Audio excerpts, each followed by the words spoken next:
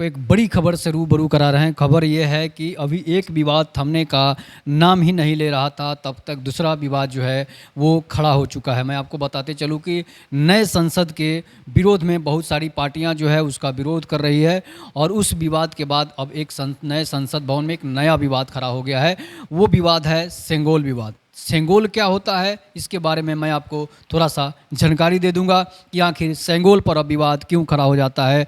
मोदी जब भी कोई नया काम करने जाते हैं तो विपक्ष जो है कोई ना कोई विवाद जो है वो खड़ा कर देता है, लेकिन जब उसका समय था तो वो कुछ भी कर सकता था। ना तो इतना सोशल मीडिया था, ना इतना कोई विरोध करता था। लेकिन आज जो है मोदी जी कोई भी काम करते हैं तो विरोधी जो है वो लगातार उनको टारगेट करने लगते हैं। नए संसद जब उन्होंने बनाया, उसका उद्घाटन करने की उन्होंने ठानी, तो विपक्ष उसका विरोध करने लगा और राष्ट्रपति से उद्घाटन कराने की बात सोचने लगा और कहने लगा। लेकिन उसके पहले सोनिया गांधी कुछ नहीं रहते हुए भी बहुत सारे ऐसे संस्थानों का उद्घाटन किया है, ऐसे बहुत सारे भवनों का उद्घाटन किया है जो कि उसके लायक नहीं था। लेकिन मैं आपको बताते चलूँ कब सेंगोल विवाद नया विवाद खड़ा हो गया है। सेंगोल वह चीज़ है जो जिस पर नंदी, भगवान शिव के नंदी का फोटो होता है, उस पर तस्वीर लगी रहती है, और पहले के जो राजा महाराजा थे वो अपने पास उसको बगल में लेकर बैठते थे। और इसके बाद बताते चलें कि ये प्रतीकात्मक है, उन राजाओं का प्रतीकात्मक है जो अपने राज जो है अपने पुत्र को, अपने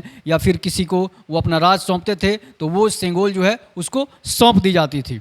तो वही जब लॉर्ड माउंटबेटन, जब भारत देश 1947 में आज़ाद हो रहा था, उस समय लॉर्ड माउंटबेटन आखिरी यहाँ के गवर्नर थे, अंतिम गवर्नर थे, और उन्होंने जो है उस सेंगोल को जो है उन्होंने जवाहरलाल नेहरू को हस्तांतरित किया था। मतलब सत्ता जो है अब दूसरे हाथ में दी जाती है। तो उस वायसराय लॉर्ड माउंटबेटन जो थे वो वायसराय थे, और उन्होंने सत्ता जो है वो जवाहरलाल नेहरू के हाथों में जब वो सौंप रहे थे, उस समय जो है उन्होंने सेंगोल को जो है वो जवाहरलाल नेहरू के हाथों में सौंप दी थी। जो उसके बाद से जवाहरलाल नेहरू के हटने के बाद सेंगोल जो है म्यूजियम में पड़ा हुआ था।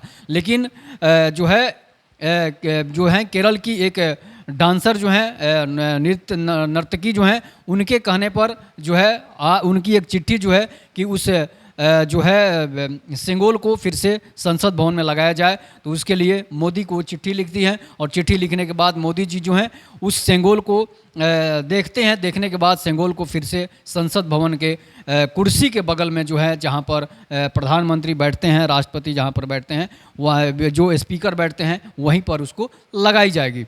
और जो है ये सेंगोल जो है वो चोल राजाओं के समय का बताया जाता है। चोल राजा जो थे जो अपने शासन काल में अगर किसी को सत्ता हस्तांतरित करते थे तो उस सेंगोल को उसको सौंपते थे, और ये एक प्रतीकात्मक चिन्ह माना जाता है। और सत्ता जो है, सत्ता पर काबिज रहने के लिए, सत्ता को जो है अपने लोगों को ट्रांसफ़र करने के लिए जो है उस सेंगोल को दिया जाता था। किसी और को इसलिए नहीं दिया जाता था कि सत्ता उसी के हाथ में चली जाएगी। तो मोदी जी जो हैं अब कितने दिन तक सत्ता में काबिज रहेंगे और सेंगोल को जो वापस ले रहे हैं, सेंगोल को जो अपने पास रखेंगे, तो समझिए कि सत्ता परिवर्तन अब होना सुनिश्चित नहीं हो सकता है। और जो है मोदी जी युगांतर तक पीएम रह सकते हैं। इसलिए जो है ऐसा विपक्ष का कहना है कि अब सत्ता जो है अब मोदी के ही हाथ में रहेगी, दूसरे के हाथ में नहीं जाएगी। इसलिए सेंगोल को जो है वो प्रतीकात्मक रूप में लिया जा रहा है। तो ये है सेंगोल की कहानी। सेंगोल क्या है आपने समझ लिया। तो आप वीडियो को जरूर शेयर कीजिएगा, लाइक कीजिए, सब्सक्राइब कीजिए। तब तक नमस्कार,